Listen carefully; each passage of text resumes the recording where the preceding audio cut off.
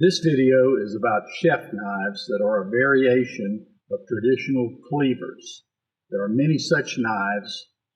I've picked 4 that I think are somewhat representative. So many of these knives are similar that I've numbered mine. Number 1 is the Almazan Kitchen Original Knife. I'll be calling it the Almazan Serbia knife.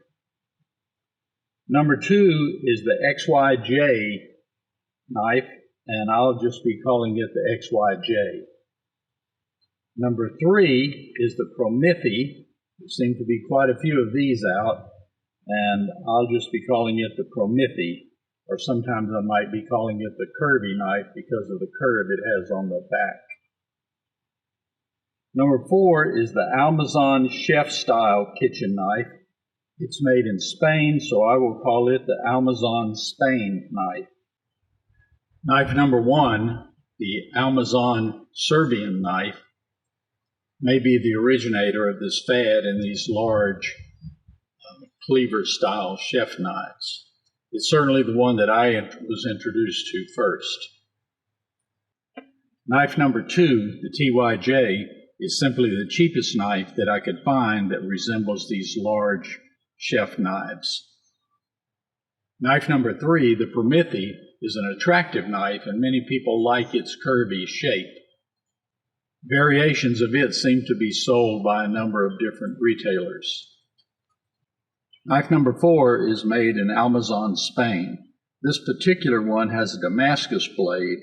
You'll usually see these knives sold with a red handle, and they can be identified as such. The Almazan Spain knife does not have to have the Damascus blade, and it also comes in a thick blade as well as the thin blade. This is the thin blade that I have here. I'll be weighing these knives, taking a few measurements, and even running a few tests just to see what differences there are among them.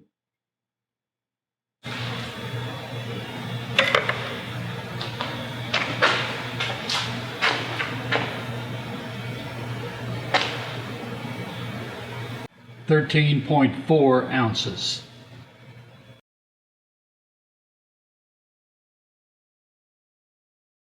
These knives are roughly all the same size and shape. That is, the blade length is about 6.5 to 7.5 inches long. The blade width is 4 inches, but the thickness varies quite a bit from knife to knife, and in fact the thickness varies along the width of the blade.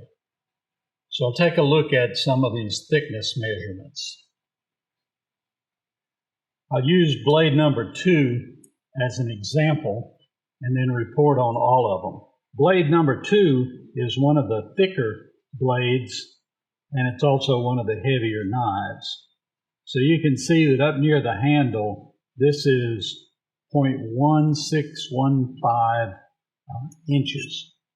But if I go near the edge, roughly a ½ inch down and a ¼ inch up, you get a thickness of about 0.56.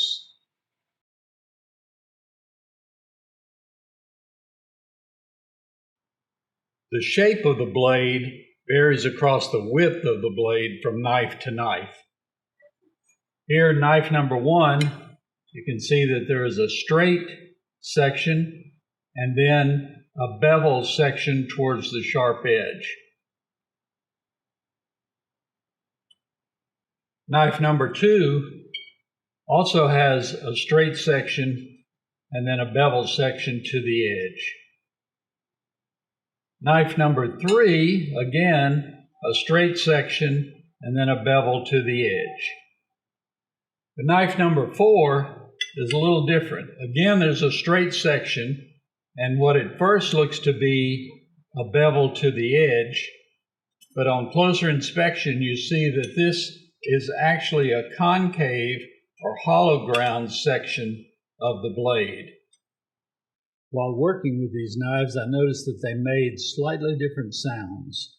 Let me show you what I mean.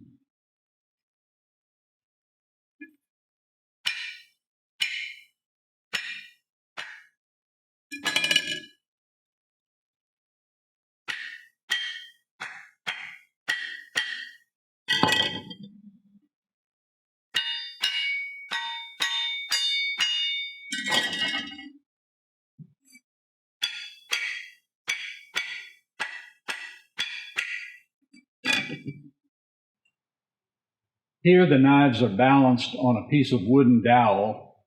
You can see that the center of gravity, or balance point, is about the same for all the knives and about where you would expect it to be. For each knife, I'll do the hardness test in 3 different locations: near the tip, a little further back, close to the edge, and a little bit closer to the handle. Here's an example of the first test. This is using the hardest file, which is marked 65.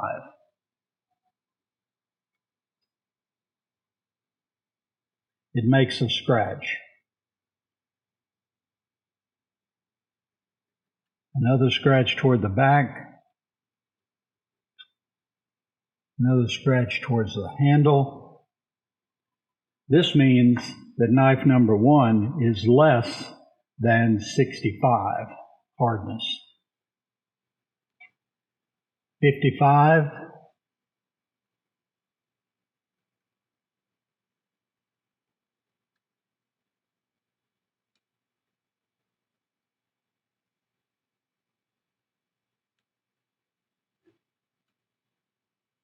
It's as much that you can feel these biting in as seeing the scratch. Here's a 50. Now it begins to slide a little bit. So here's a 40. Didn't do very much. You can sort of feel this 40 begin to skip along. So I would say that the hardness is somewhere less than 40. Knife number 2 is the least expensive knife in the group. Frankly, I expect it to be soft. Let's see what it is. Try the 65. And of course it bites in. I'm going to jump down to the 55.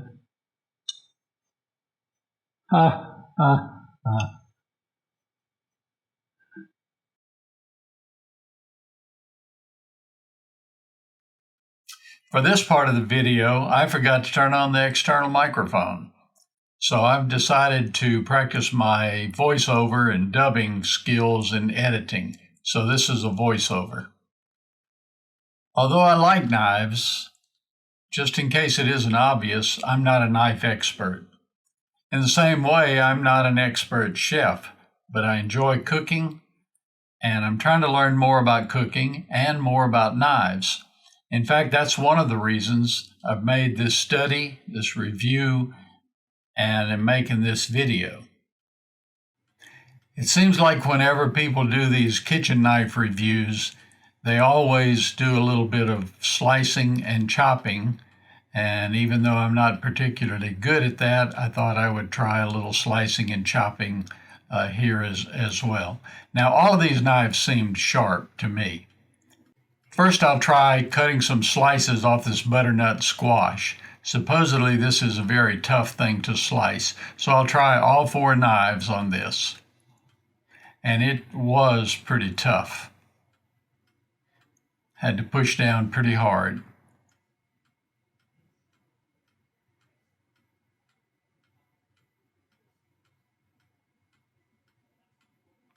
Knife number 2 is the thickest knife, and I really had to push down hard on it. I was surprised because it seemed like a very sharp knife. Knife number 3 has the thinnest blade, did a pretty good job on cutting.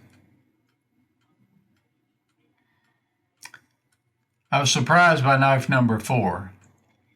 It actually just was not sharp.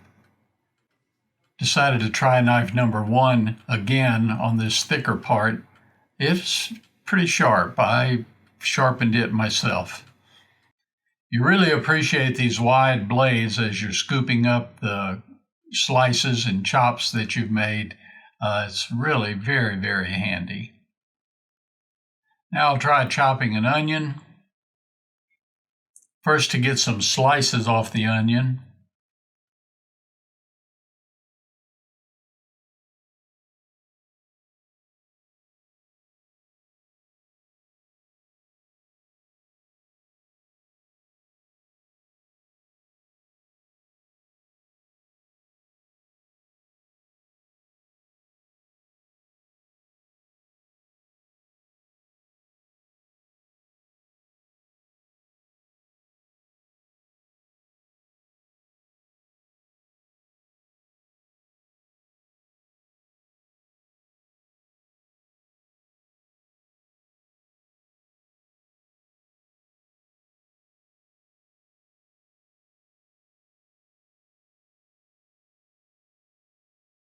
Now to try chopping the onion.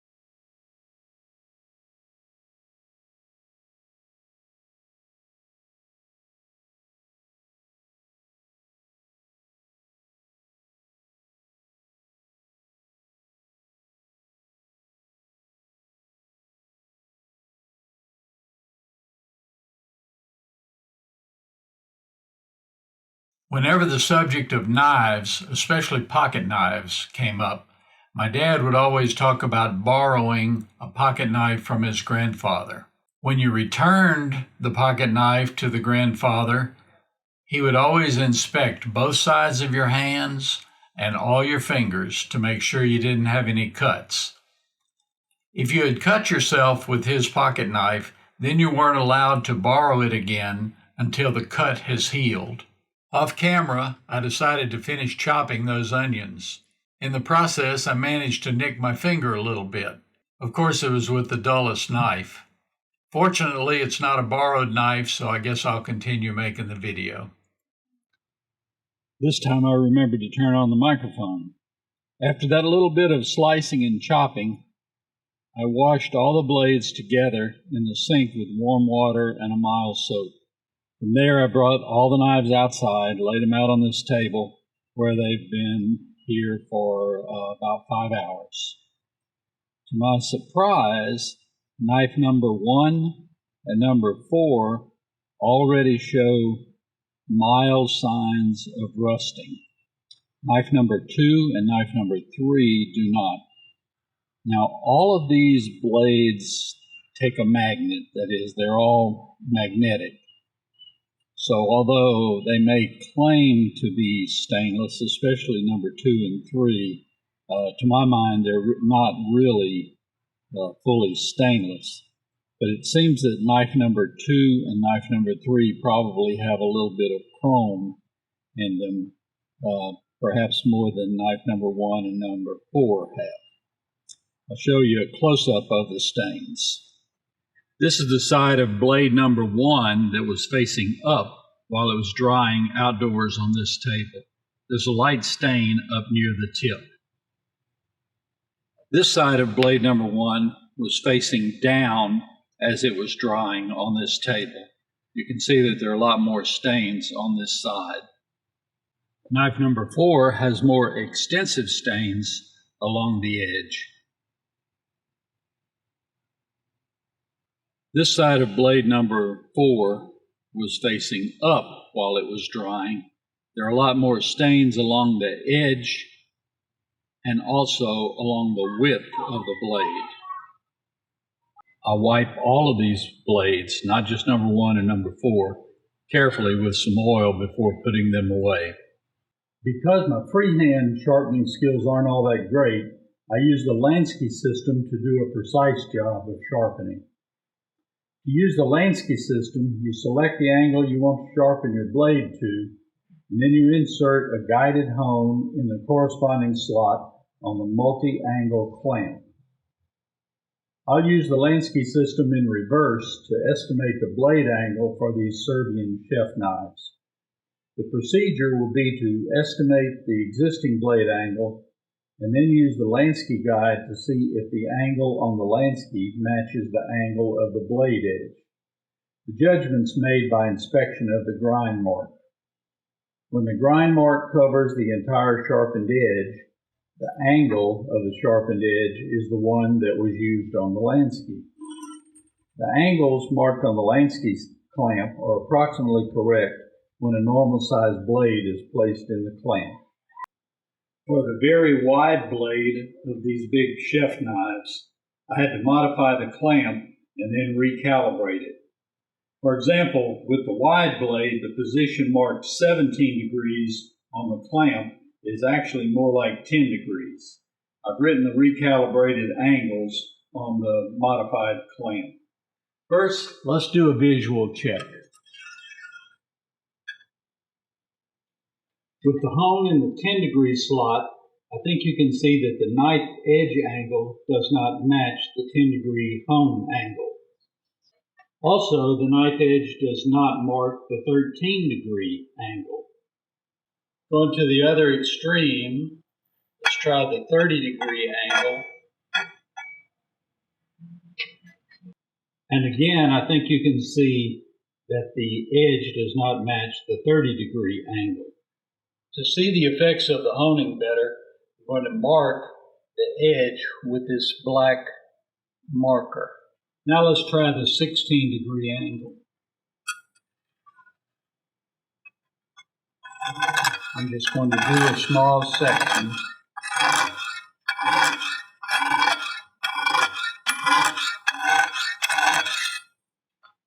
Notice how 16 degrees does not go all the way to the edge. Next, let's try 18 degrees.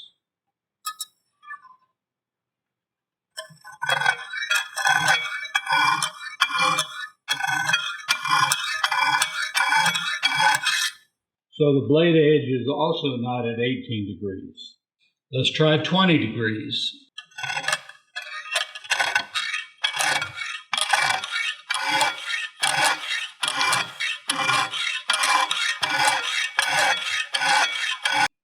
I would say that the blade edge on knife number 4 has been sharpened to 20 degrees. In fact, 20 degrees is a fairly common angle for kitchen knives. When I sharpened knife number 1, I sharpened it to 20 degrees.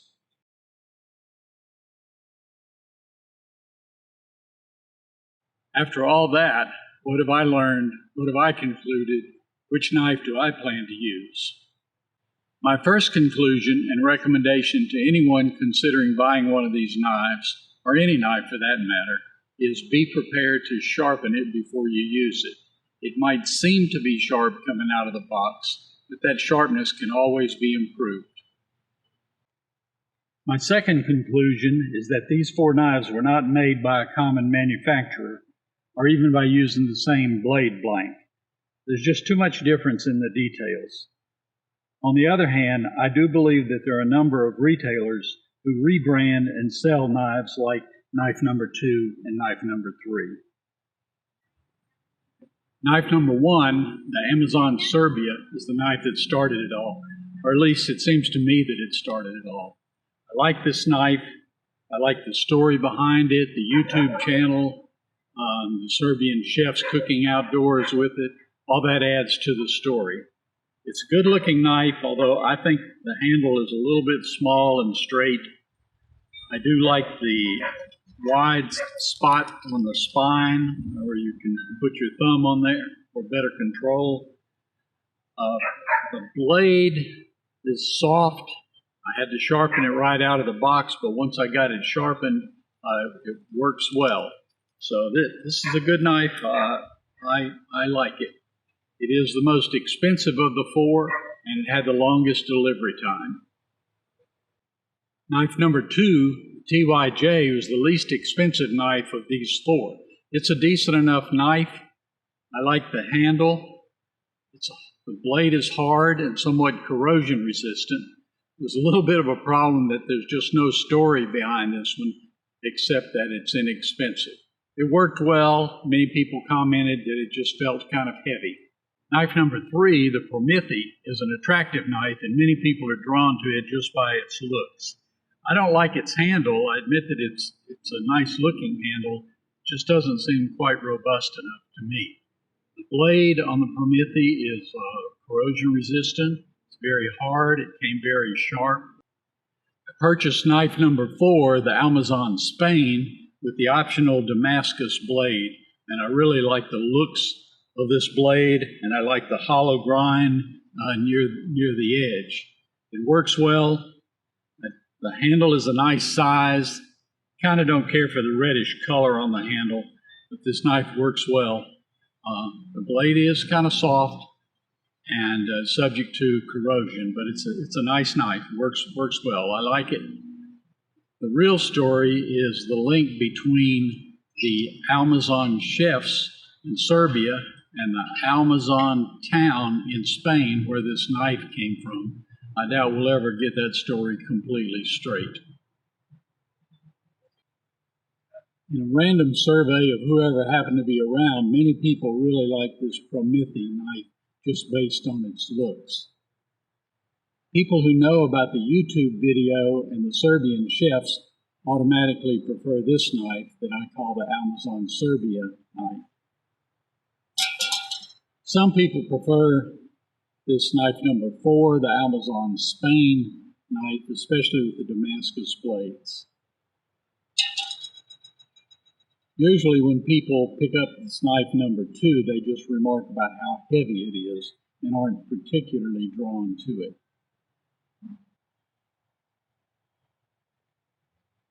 So which knife do I use? If there's an audience, I'll usually pick up this Almazan Serbian knife. I'll tell the story about the YouTube channel, the chefs cooking outdoors with it. It's a nice knife and a nice story. Then I might get into the Almazan Spain knife and get into the connection between Almazan Spain town and the Almazan Serbia chefs. But if there's no audience, I'll just pick up this Wusthof Santuku knife and use it to chop vegetables or simple meats. It's got a stainless blade, it's very sharp, it works really, really well. I hope you can use this information to help pick out your own large chef knife.